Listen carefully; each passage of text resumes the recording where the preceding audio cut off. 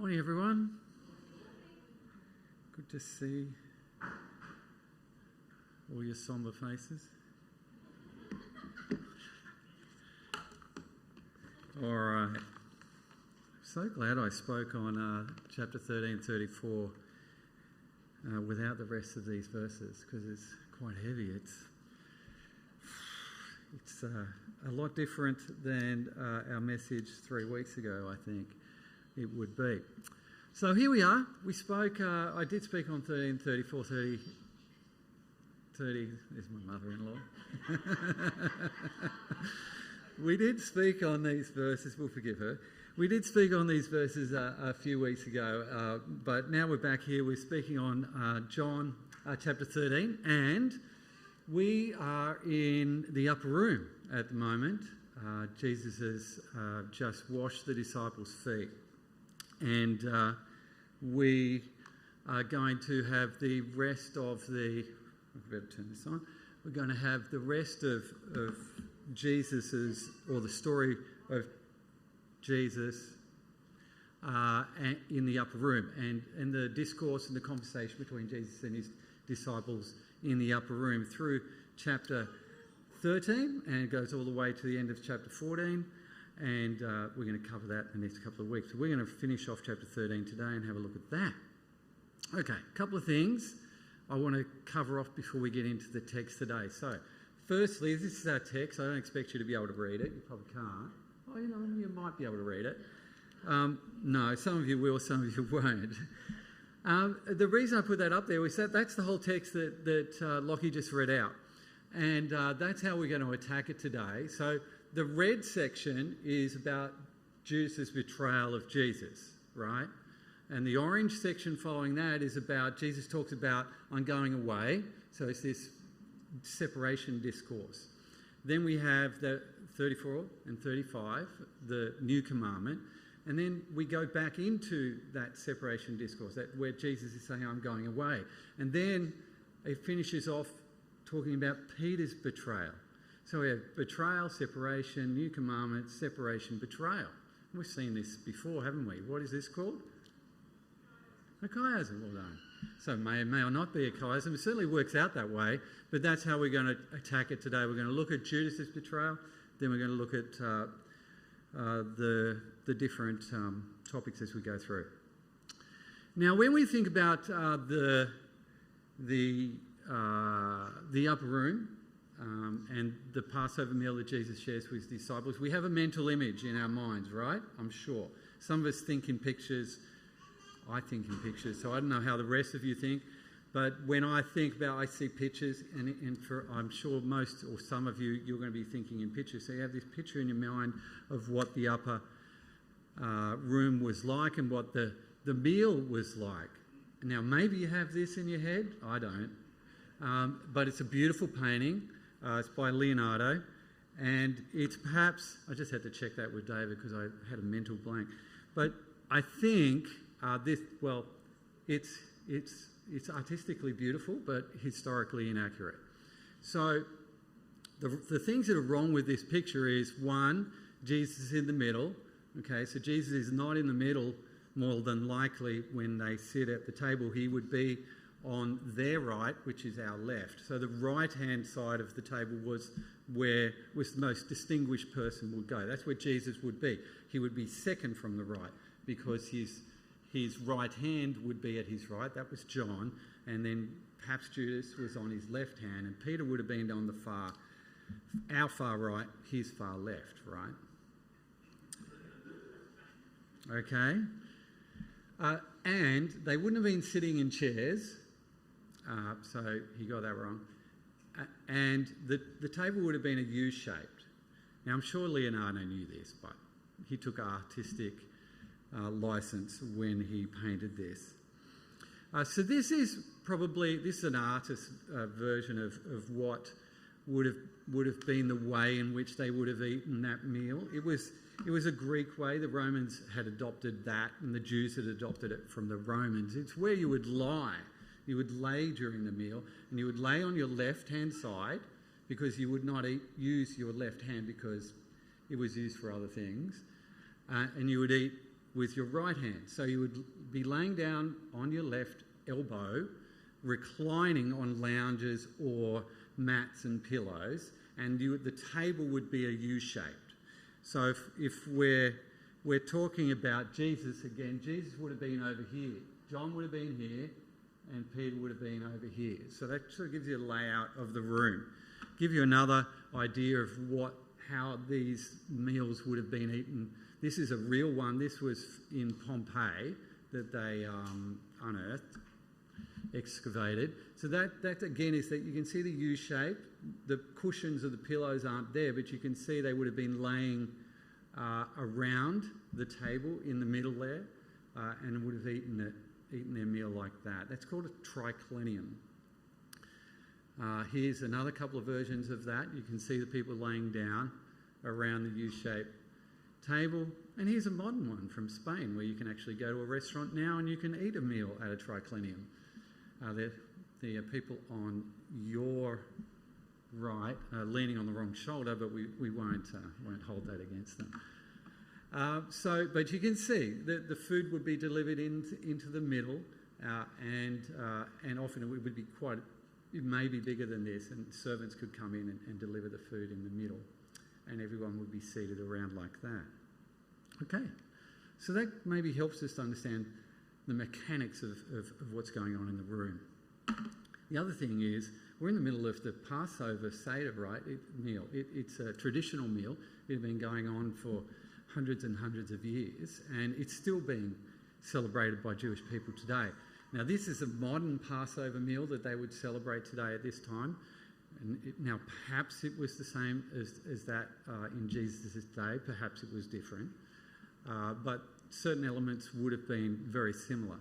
It may have evolved or changed over time since Jesus' time. But this is how it is celebrated today. And you can see the foot washings that occur. And I wore my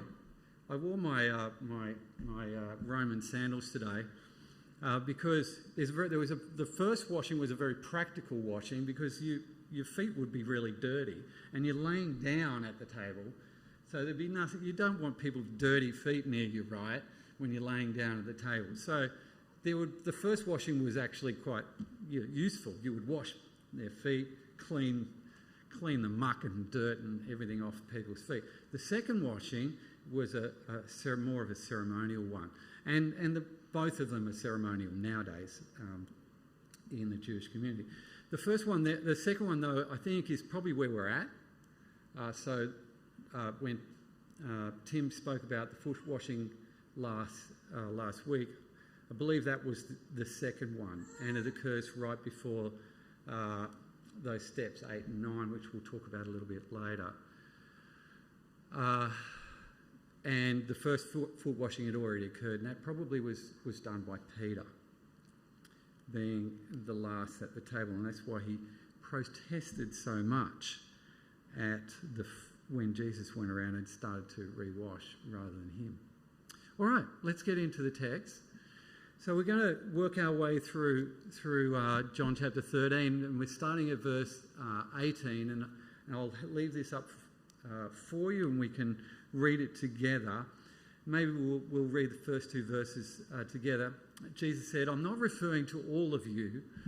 I know those I have chosen, but this is to fulfill the passage of Scripture. He who shared my bread has turned against me. I'm telling you now before it happens, so that when it does happen, you will believe that I am who I am. Very truly, I tell you, whoever accepts anyone who accepts me, and whoever accepts me accepts the one who sent me." So Jesus starts off here. He starts talking about his betrayal by Judas. And he does this in this setting because I think he wants his disciples to understand that this is something that's not taking him by surprise. Okay? He wants them to know that he is God's son, that he is in control, and that this is not a surprise. This is something that he's aware of. This is something that happens, and that betrayal is a part of life. And he begins his conversation with him by quoting out of Psalm chapter 41 verse 9. He quotes this verse, and this is traditionally understood to be a Psalm of David, and David is talking about Ahithophel's betrayal of him with Absalom to overthrow David. And David is talking about Ahithophel, his friend, who had betrayed him and gone off with his son to overthrow him. And David says this, he says, "Even my close friend Ahithophel, someone I trusted, one who shared my bread, has turned against me."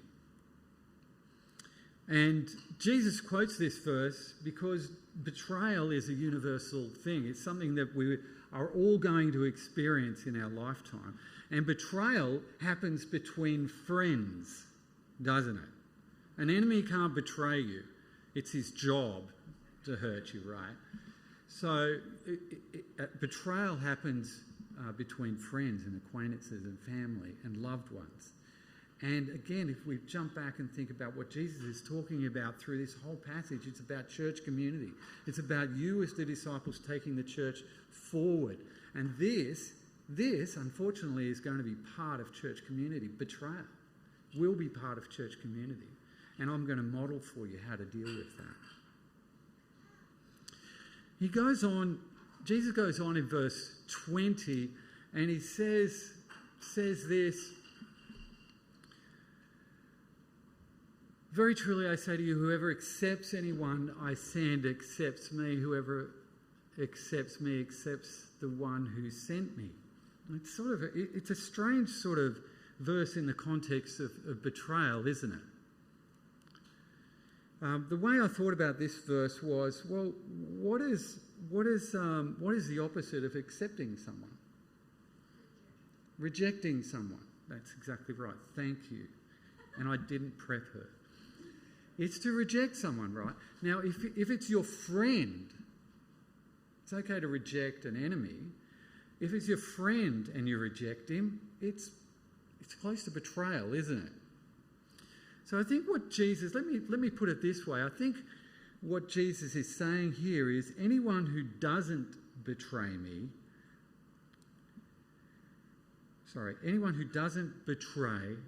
my messengers also doesn't betray me. And anyone who doesn't betray me doesn't betray the one who sent me.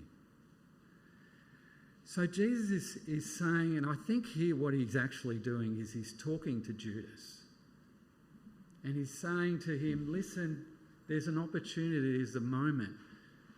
If you don't betray me, you won't be betraying the Father. If you do accept me, you'll accept the Father. But understand that if in betraying me, you're betraying the Father. And I think that's the hidden subtext that Jesus is talking to here. And I think it's the last chance that he's giving to his friend Judas. And he moves on into verse 21. Sorry, back here, verse 21. After he'd said this, Jesus was troubled in spirit and he testified, "Very truly I tell you, one of you is going to betray me." And here is where he finally says those words. He comes out and he says it. And you know when you experience something like really significant, a grief or a loss or pain, and then you verbally express that, it's when you verbally express that actually the emotions rise up, right? I know this from experience recently. I find it really difficult to talk about my dad's passing. It's okay to sit in it, but when you verbalise it, the verbalising of that actually brings all the emotions up to the surface, and it's difficult to talk about. And I think that's exactly where Jesus is at the moment. He knows that Judas is going to betray him, but as he begins to verbalise that and talk about it, the emotion overwhelms him. Because Judas is Jesus' friend.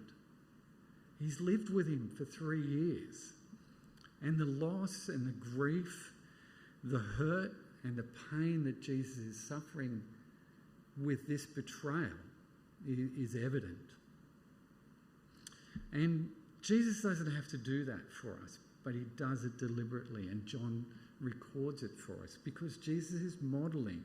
It's okay. It's okay to be overwhelmed with emotion and grief and loss and to express those things. And he also wants us to understand that when you go through these experiences, understand I've gone through these experiences and I know the pain and the suffering that you're going through. And he's able to comfort us in our loss and our grief. And that's why he does this. That's why he records it for us. The disciples' response is rather typical, dare I say. The disciples just stared at one another. And they were confused. They didn't know what was going on. What is he talking about? As if Jesus hadn't talked to them about these sorts of things already. They were confused. They're trying to work out who Jesus is talking about. And, what's going on at this point in time. And I was thinking about that and I think, man, that's our lives sometimes, isn't it? We're walking through our lives and we're going, Jesus, what are you doing? Joe, tell me, what is he doing? Friend, my brothers and sisters, what is God doing in my life? I just don't understand what he's doing. And we're often in that place, aren't we? We just don't know. Other times it's clear to us what God is doing, what Jesus is doing in our lives. But sometimes we're as confused and lost as the disciples. And that's okay.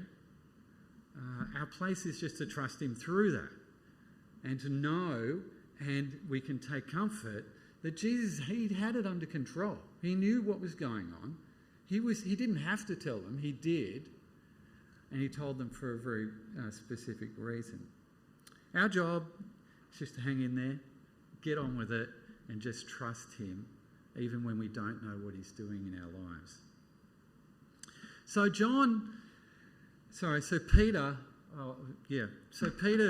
on the he's on the opposite side of the table to Jesus and John. John's sitting right next to Jesus, and Peter motions to Peter,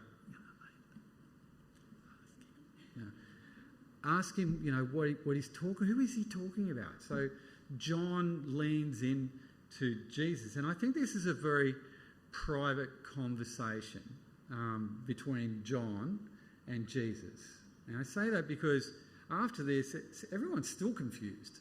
No one knows that it's Judas. So I think this was just a conversation between John and Jesus, because they're sitting together, and I think John's just whispering into Jesus' ears. Yeah. And John asks, Lord, who is it? And Jesus answers, it's the one to whom I will give this piece of bread when I've dipped it in the dish. And then dipping the piece of bread, he gives it to Judas. And I think it's probably Judas is adjacent to him, he's next to him perhaps. Because as you can see, though, it's not easy to sort of get a piece of bread across in that setting, right? So it's likely Judas was near him.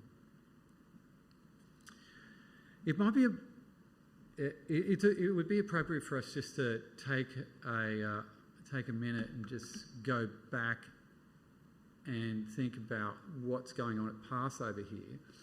So as I said, I think we're after the second foot washing. You have point 6 there, as it were. And then 7 and 8 is about the matzah, which is the bread. And then you have the maror, which are the bitter herbs. So the maror is like a horseradish and other really bitter herbs. And during the meal, you would take about 2 tablespoons of this and you would eat this, right? Now, just imagine eating 2 tablespoons of horseradish, right? Okay, it's deliberately designed to make you feel queasy and sick, right?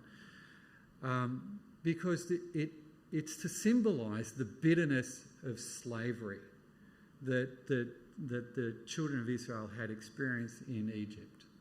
And this was to remind them of that, never to go back to that bitter place. It's also to remind them of the bitterness of the slavery to sin and how that bitterness goes down into their life and is distasteful and brings about illness and sickness.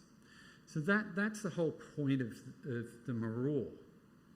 And I think that is where we're at when we get to this part of the meal. Jesus is dipping the bread in the maror, in that bitter herbs, and he gives it to Judas.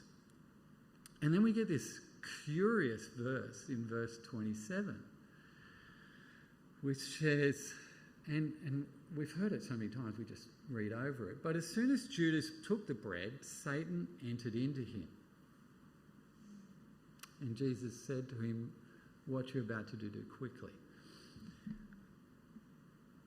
And I think everyone else heard that. So this is back into the open forum. How did John know that Satan had entered Judas? Did he see, a spirit come upon him? Did he shake? How did John know? It's a good question, isn't it? I haven't thought about that before. But, it is interesting. And John has got Satan, and it's capital S. The Greek is the person of Satan, and it's the only time it's used in John. And you would have heard the devil used in the previous verses in this chapter, but that's small d, and it refers to adversary, not the person of. So, what is going on here? Luke actually has Satan entering Judas in before the meal. John's got Satan entering him during the meal, halfway through the meal. So what's going on? Well, I think the answer lies in that maror, in that bitter herbs. And I think what John's trying to do is build a picture. And that's what he does all through John. He builds these symbolic pictures all the way through. The details, okay, the forensic details of the events and the timing are not so important to a first century writer. Okay, it's the cultural way in which they write. So the details aren't so important as to the message that is being communicated. And so John, I think what he's saying, and if you read the verse, what does it say?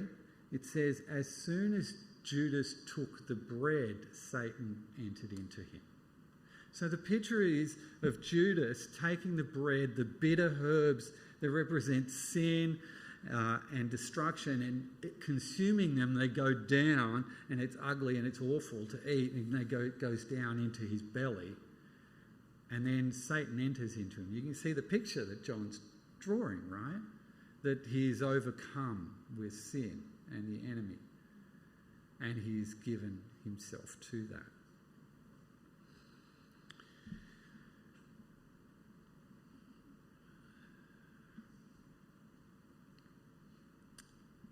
And then we go on and it closes off this section. The rest of the disciples still didn't know what was going on. John knew, Jesus knew, and Judas knew. But all the other disciples, I don't think, knew what was going on. So they're, was he going to get something? Was he going to do this? What's Jesus telling him? So on and so forth. But what's really pivotal, I think, in this passage, closing passage of this section, is verse 30. And it says, as soon as Judas had taken the bread, he went out, and it was night.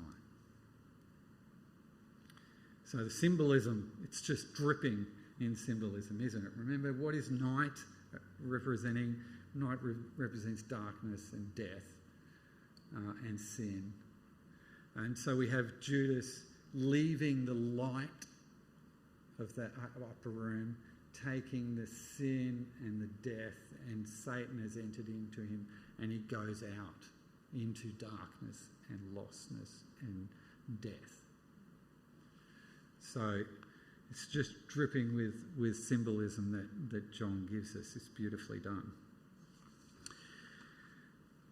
Thankfully, we leave the heaviness of Judas at this point in time, and the whole atmosphere lifts in the discourse as it goes forward from this point on. And Jesus starts now. Judas has left, and that's the first thing in this verse. After he was gone, so after Judas is gone, this starts this whole new section which goes on for the next 5 or so chapters of Jesus' this intimate discourse, this intimate conversation between Jesus and his disciples. And he begins to talk them through all the things that he wants to tell them before he goes and before he leaves them. And this is all recorded by John. And this is that pivotal point. This is that turning point in which this starts to happen. And I love in verse 33 there, he starts out by talking to them. He says, "My little children." And it's like little children is the word, like little ones. And he uses that. It's the only time he uses it in John to describe his disciples, but it's a term of affection and almost like a patriarchal term to his disciples. So the love and the intimacy is there, right? But he doesn't start there. He starts about his glorification. So he's saying, "I'm going to be glorified." Or you can read the rest of the verse. But I love the fact that Jesus' glory is not in power. It's not in conquest. It's not in coming back and destroying the world or whatever. It's not in riches. It's not in influence. It's not in money. Jesus' glory is in his laying down his life for his friends. That's his glory. His glory is to lay down his life for his friends. How beautiful is that? That's what gives him honour, and that's what honours the Father. And he goes on in verse 33, and he starts to repeat the discourse that he'd spoken to the chief priests and the Pharisees in chapter 7 of John, that I'm going away, where I go you cannot come, and so on. He goes through that. And then we're going to skip 34 and 35 because we'll come back to those. And Simon comes back to him and says, "Well, Lord, where are you going? You're like, what's going on? Like, I understand that the chief priests and Pharisees can't go where you're going because they're going to hell, right? But we can go where you're going, right?" And Jesus comforts them and says, yeah, eventually you will follow me and you will be with me. But at this point in time, I'm going away. And so what I need you to do now is focus on that which I just taught you, the verse before, which you just ignored, Peter, the new commandment. And so Jesus then, in the midst of all that, and you see how this verse is like, just stands out in the midst of that whole discourse. It so doesn't sort of fit there, but it does. And Jesus comes to this verse. We won't spend a lot of time here because we already have. But again, I'm leaving you, right? I'm on my way out. I'm going. And this is the primary thing. First, I want you to understand that I'm going to die and I'm leaving you. I'm going to be separated from you. And because of that, the first thing I'm going to say to you is to love one another. This is critical, people. This is not a peripheral option for you as my followers. This is numero uno. This is the number one thing that you need to grasp, is to love one another. And Jesus modelled this, didn't he? He modelled it in the 3 years that he was with his disciples. He models it in the foot washing, his humility and his grace and his servanthood in the foot washing. He models it in his glory, or he will model it in his glory as he lays down his life for his friends. And he models it here in the betrayal, doesn't he? He models his love for his friend Judas and Peter in their betrayal of him. Is there a hint of anger? Is there a hint of revenge? Is Jesus wanting to be vindicated against this betrayal by Judas? Is there retribution that he is seeking? Is he going to stop him by force and pull out the sword? No, not at all, right? So what does Jesus model for us? He models a great loss that he has experienced. He grieves. He's overcome with emotion. Because a friend, a close friend, has betrayed him. There's grief, I think, in Jesus' understanding of the path that Judas has chosen to follow. He doesn't try and convince him, he warns him. He can't change him, but he loves him nevertheless. There's no malice in Jesus' conversation with Judas, is there? It's the love of a friend who has gone off the wrong way. And he models this love for his disciples during this separation period that they're going to now experience. I'm leaving you and you're going to be by yourself. And I want you to understand that the way to get through this and the way to deal with this is through the love that I'm talking to you about. Because as you love one another, you'll experience my love. When you put your arms around one another, you'll experience my physical presence.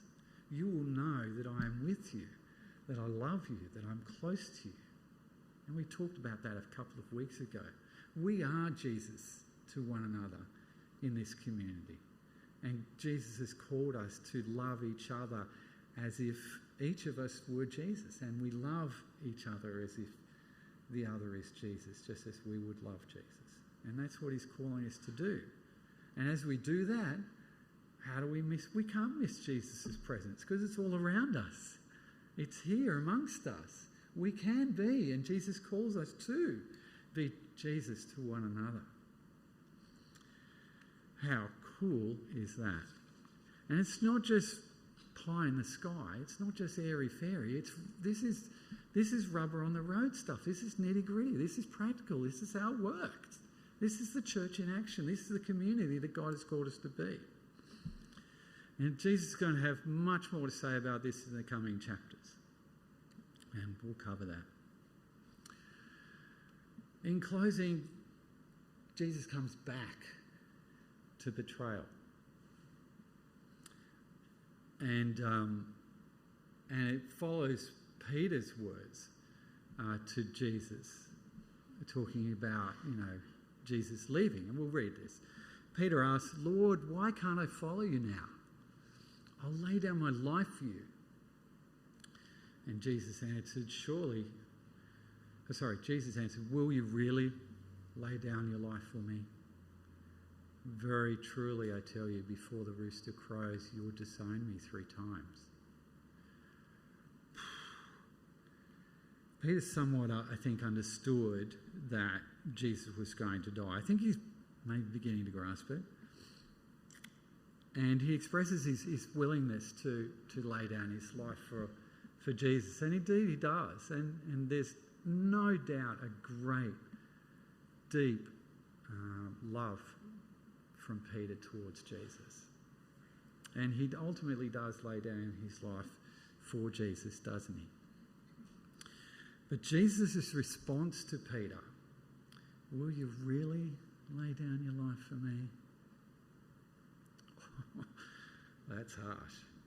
That's cutting, isn't it? And so why that response? Why does Jesus say that to Peter? Is he angry with him?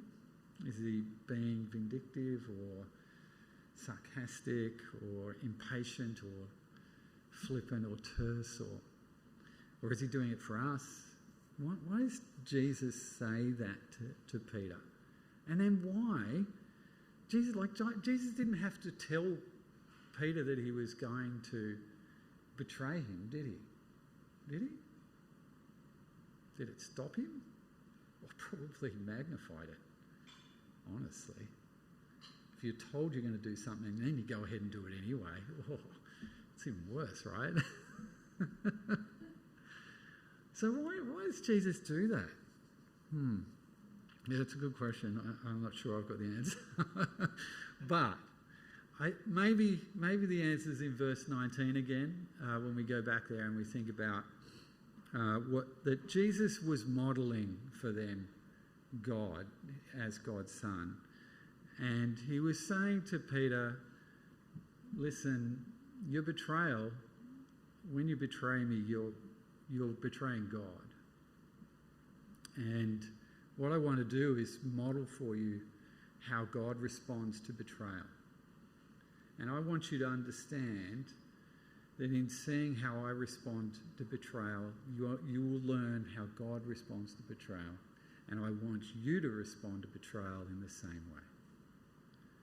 So that when your brethren, your brothers and sisters in your community, when they betray you, when they hurt you, when they wound you, when they cut you, and your friends in the church community do that, I want you to understand this is how I want you to respond. I want you to respond in this way. And Jesus then models exactly how he wants us to respond to that, doesn't he? What did he do with Peter? John very clearly outlines it and John's the only one that does, right? He outlines how Jesus goes up to Galilee, doesn't he? He seeks Peter out. Peter, I think, was full of shame, full of regret, despair. Probably thought he'd blown it with his relationship with Jesus. And Jesus sought him out and just restored him, forgave him. It wasn't even a question, and lifted him up.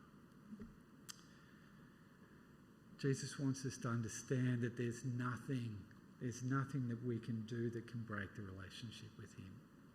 And there ought to be nothing that others in this family here can do to us to break our relationships with them. This is what Jesus is calling us to do. And Peter's not the only example of betrayal that Jesus wants us to learn from. There's Judas, right? And Judas, I think, is an example of where we need to respond and receive Jesus' love and forgiveness and restoration. Otherwise, we remain lost. So it's a choice. You don't have to receive Jesus' forgiveness or his restoration. You can choose not to. Racked with guilt, remorse, Judas despairs in pain after his realisation that his betrayal leads to Jesus' death. And rightly so. But Jesus still loves him. He's demonstrated that. Jesus would have forgiven him had he asked. And I think he would have restored him. Don't you think? I think that's what Jesus was modelling with Peter. And Peter's betrayal could possibly be seen as greater than Judas's.